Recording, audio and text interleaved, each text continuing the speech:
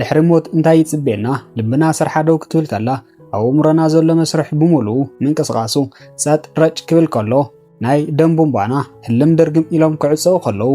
ወዲ ሰብ ንዚ ሕቶ እዚ ካብ ጥንቲ ጀሚሩ ይሓትት ነይሩ መልሲ ንምርካብ እውን ክውዕፀኒሑ እዩ መልሱ ከቢድ እዩ ምክንያቱ ሓደ ሰብ ምስ ሞተ ዳግማይ ተመሊሱ ሞት እኮ ከምዚ ነይሩ ከምቲ ነይሩ ድሕሪ ሙማተይ ከምዚ እየ ኮይነ ነዚ ዝኣክል ግዜ ከምዚ ኮይነ ነይረ ዝብል ምስክር የለን እሞ ሓቂ እዩ ኩላትና ብሃይማኖትና ኩሎም ናይ ሃይማኖት ትምህርትታት እዚ ሕቶ እዚ ተመሊሱ እዩ ክንመውት ከለና ከም ትምህርቲ ሃይማኖትና ዝኾኑ ነገራት ኩሎም ንፈልጦም ኢና ኣብ ናይ ሎሚ ፕሮግራም ግን ዘቕርበልኩም ሳይነሳዊ ትዕዝብታት እዩ ሳይነስ ኣብዚ ሰሙን በፂሐዮ ዝብሎ ናይ ድሕሪ ሞት ክኸውን ዝኽእል ነገር ንምፍላጥ ሓደ ስጉምቲ ተጸጊዐ ኣለኹ ኣብ ኢደይ ዝኣተው ሓበሬታት እውን ዘግርሙ እዮም ክብል ኣብዚ ሰሙን ይፋ ዝገበሮ ድሕሪ ሞት ዘሎ ኢሉ ዘውፅኦ ናይ መጽናዕቲ ጽሑፍን ምርምርን ረኺበዮ ዝበሎ ውፅኢት ክኸውን እዩ እዚ ቻነል ሳብስክራይብ ብምግባር ቤተሰብ ይኹኑ ድሕሪ ዓመታት ምርምር ሳይነስ ኣብዚ ሰሙን ረኺበዮ ክብል ብዛዕባ ሞት ይፋ ዝገበሮን ድሕሪ ሞት ይህሉ እዩ ዝበሎም ነገራት ናይ ዓለምና መራኸቢ ብዙሃን ቀዳማይ ገጽ መዘራረቢ ርእሲ ኮይኑ ቀኒዩ ኣሎ ኣብዚ ሒዝናዮ ዘለና ናይ ፈረንጂ ወርሒ ዝሓለፈ ሰሙን ሐሙስ ዕለት ነይሩ ኣፕሪል 16 2026 ሳይንስታት ድሕሪ ዓመታት ምርምር በፂሕናሉ ድሕሪት ሞት ዘሎ ውፅኢት ተዛሪዮም ኣለዉ መበገሲኡ ካብ ኣሜሪካ ዓዲ እንግሊዝን ቡልጋርያን ካብ ዝተውፃፅኡ 25 ሆስፒታላት ዝገበረ እዚ መጽናዕቲ ምርምር እንዳሃሳስን መደምደሚኡ ኣጠቃሊሉ ብሓደ ናይ ምርምር ውፅኢት ኣብዚ ሰሙን ብቅ ይበል እምበር ብተመሳሳሊ እዋን ዝተሰርሐ መጽናዕቲ ዘይኮነስ ካብ ኣውሮፓውያን ጉንቦት 2017 ክሳብ መጋቢት 2020 ኣብ ዘለዉ 3 ተኸታተልቲ ዓመታት ኣብቶም ዝተጠቐሱ 25 ናይ ሕክምና ትካላት ዝተሰርሐ እዩ ኣብ ሕክምና ትካላት ኣብ ፊልምታት ከምኡውን ኣብ ዝተፈላለዩ መገድታት ሓደ ማሽን ኣስተውዒልኩም ክትኮኑ ትኽእሉ ኢኹም ብቐጥታ ምስቲ ሕሙም ዘራኸብ እዚ ማሽን ባዕሉ ብዝገበሮ ልክዕነት ልዑል ትሕት እናበለ ዝቆፅር ልክዕቲ ሰብ ሙማቱ ምስ ኣረጋገፀ ቀጥ ዝበለ መስመር ይሰርሕ ምስቲ ማሽን ዝተኣሳሰረ ውልቀ ሰብ እውን ሙማቱ ዘፍልጥ ኣብቲ ማሽን ዘሎ ዲብ ውርድ መስመራት ቀጥ ዝበለ መስመር ምስ ዝሰርሕ እዩ እዚ ማሽን ብሕክምናዊ ሓፂር ኣፀዋውዓ EEG ይበሃል እቲ መጽናዕቲ ኣብ ዝተገበረሎም 3 ዓመታት እውን ኣብዚኦም ንመጽናዕትታት ኣብ ዝተመረፁ 25 ናይ ጥዕና ትካላት ርእሶም ልቦምን ስራሕ ደው ንዋሉ እቲ ማሽን ማለት እዚ EEG ዝተባሃለ ማሽን ምስ ነገረ ድሕሪኡ ዝግበር ህይወቶም ንምምላስ ካብ ዝግበር ጻዕሪ እቲ መጽናዕቲ ጀሚሩ ኣሎ ብሕክምናዊ ኣፀዋውዓ ወዲ ሰብ ሞይቱ ተባሂሉ ኣብ ዝድምደመሉ ብርኪ ኣብ ዝወፅሕሉን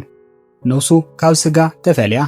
እያ ኣብ ዝበሃለሉ ግዜ ኣብዚኦም ሕሙማን ዝተገበረ እዚ ምርመራ እቶም ሕሙማት ምስቲ ማሽን ተኣሳሲሩ ብዘሎ ናይ ልቢ ትርታን ናይ ርእሲ ምንቅስቓስ መመርመሪ እቲ ውልቀ ሰብ ህይወቱ ከም ዝሓለፈ ዘውፅኦ ድምፂ ሲዒኡ ብሓይሊ ልቢ ምምንጫው ወይ ብሕክምናዊ ኣፀዋውዓ CPR ክገብር ከሎ እቶም ዝተረፈ ድማ ኣብቲ ዝሞተ ኣካል ርእሱ ኦክሲጅን ናይ ኤሌክትሪክ ምንቅስቓስን ዝልክዕ መለክዒ ብምእሳር ኣብ ገለ ሆስፒታላት እዚ መስርሕ ካብ 23 ክሳብ 26 ደቂቃት ዝወሰደሎም መጽናዕቲ ዝገበርዎ ገሊጾም እዮም ኣብ ገለ ሆስፒታላት እውን ክሳብ 1 ሰዓት ኣብ ዝበፅሕ ናይ ልቢ መመንጨዊ ወይ CPR ውሽጢ ማሽን ሞይቶም ኢሉ ዝተረጋገጸሎም ሕሙማት ከም ዝሓልፉ ገይሮም እዮም እዚ ኣብ ሕክምና ዘርፊ ምናልባት እውን ንሰከንድታት ምናልባት እውን ንውሕዳት ደቂቃ ጥራይ ዝካየድ ዝነበረ ብCPR ዝቕየር ነገር እንተሃልዩ ዕድል ናይ ምፍታን ሞይቱ ዝተባሃለ ሰብ ዳግማይ ከየምልጥ ልክዕ ከም ዝተዋላሸወት መኪና ተመንጭኦ ከም ዝለዓል ኩሉ ኣምንጭካ ንምልዓል ኣብ ዝግበር ጻዕሪ ኣብ መንጎ ካብ 2 ክሳብ 4 ደቂቃ ኣብ ዘለዉ ፍልልያት ውሽጢ ናይ ርእሲ ምንቅስቓሱ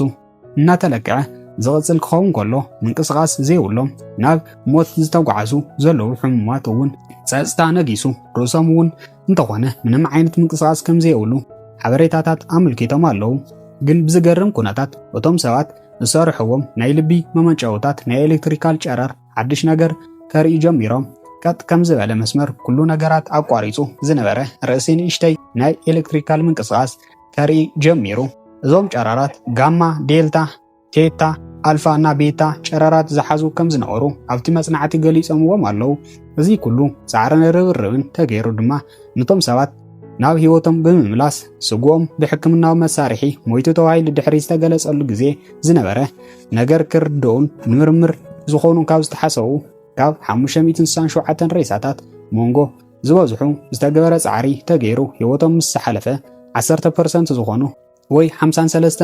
ዝኾኑ ሰባት ሞይቶም ተባሂሎም ብሳይነሳዊ መሳርሒ ድሕሪ ምርግጋጹ እንደገና ናብ ህይወቶም ተመሊሶም ይብል እቲ መጽናዕቲ። ካብዚኦም እቶም 11 ሰባት ክግበረሎም ዝጸንሐ ናይ ልቢ ምንቅስቓስ CPR ኣጽቢቖም ይፈልጡ ከም ዝነበሩ ክገልጹ ከለዉ 6 ድማ ኣብ መንጎ ህይወትን ሞትን ኮይኖም ሞት እንታይ ክመስል ከም ዝኽእል ብጭልፍታ ሪኦም ከም ዝተመለሱ ኣብቲ ቃለ መጠይቕ ብሳይንስታት ተገሊጹ ኣሎ። እዚ ተመክሮታት መጽናዕትታት ምስ ካልእ ተመሳሳሊ መጽናዕቲ ተደሚሩ እዩ።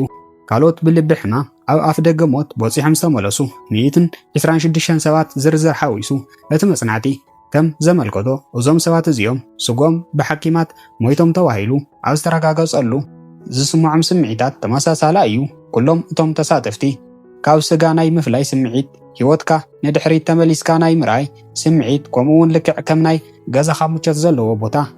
ከም ዝበጽሕካን ፍሉይ ዕረፍቲ ዘለዎ ቦታ ከም ዝረኸብካን ከም ዝስምዖም ገሊጾም ኣለዉ። እዚ ድማ ነፍሲ ዝበሃል ነገር ካብ ስጋ ክፍለ ከሎ ባዕሉ ናይ ባዕሉ ዝኾነ ዓለም ከም ዘሎ የምልክት ይብል እቶም ተመራመርቲ። እዞም ሳይንስታት ከም ዝገለጽዎ እዚ ተርእዮ እዚ ብሕልሚ ወይ ብቕዠት ዝፍጠር ዘይኮነስ ብሓቂ ፍሉይ ዕረፍቲ ዝስምዓሉ ኩነታት እዩ። ሰባት ምስ ሞቱ እንታይ ይኾኑ ንዝብል ሕቶ ንምምላስ መጽናዕቲ ዘካይዱ ተመራመርቲ እዚ ሓድሽ መጽናዕቲ ድሕሪ ሞት ዘሎ ህይወት ጭልፍታ ዘርኢ እዩ ይብሉ። ሓጋጋዚ ፕሮፌሰር ዶክተር ሳም ፓርኒያ ከም ዝገለጽዎ ሰባት ክሞቱ ከለዉ እንታይ ከም ዝኾኑ ንምርዳእ ሓደ ስጉምቲ ንቅድሚት ተሰጊሙ ኣሎ። ኣብቲ መጽናዕቲ ኣብ መንጎ ሞትን ህይወትን ዝነበሩ ሰባት ብእዝኖም 3 ዓይነት ፍረታት ዝተጠቐሰ ድምፂ በተደጋጋሚ ከም ዝሰምዑ ተገይሩ። ካብ ኮማ ዝተመለሱ ሰባት እንታይ ይሰምዑ ከም ዝነበሩ ክሕተቱ ከለዉ ነቶም ፍረታት ክጠቕሱ ክኢሎም እዮም። እዚ ድማ ካብ ሞት ተመሊሶም ዝመጹ ሰባት ንቕሓቶም ኣብ ምንታይ ደረጃ ከም ዝነበረ ንምርጋጽ ሓጊዙ እዩ። ዛጊድ ሳይነስ ድሕሪ ሞት ዘሎ ህይወት ብንጹር ዝመለሶ ነገር እንተዘይሃለዎ እኳ እዚ መጽናዕቲ እዚ ግን ኣውንታዊ ምልክት ከም ዘርአየ ይጠቀስ። ይኹን እምበር ከምዚ ዓይነት መጽናዕቲ ኣብ ሰባት ምግባሩ ብሃይማኖት ይኹን ብስነ ልቦና መዳይ ዝቃወም ሰባት እውን ኣለዉ። ናይ ሚቻንጋ ዩኒቨርሲቲ ተመራማሪ ዶክተር ጂም ቦርጄጋን ኣብ እንስሳ እውን ተመሳሳሊ ናይ ነርቭ ምንቕቓሕ ከም ዝረኣየ ብምጥቃስ ሰባትን እንስሳታትን ኣብ ዝሞቱሉ ግዜ ዝሰጋገሩሉ ካልእ መንፈሳዊ ዓለም ክህሉ ከም ዝኽእል ተዛሪቦም እቲ መጽናዕቲ ገና ከም ዝቐጽል ምዃኑ እውን ተገሊጹ ኣሎ። ሳይንስ ዘይፍሕሮን ዘይገብሮን የለን እሞ ንሕና እውን ኣጃይብ እናበልና ናብዛውና ክንቅጽል ኢና።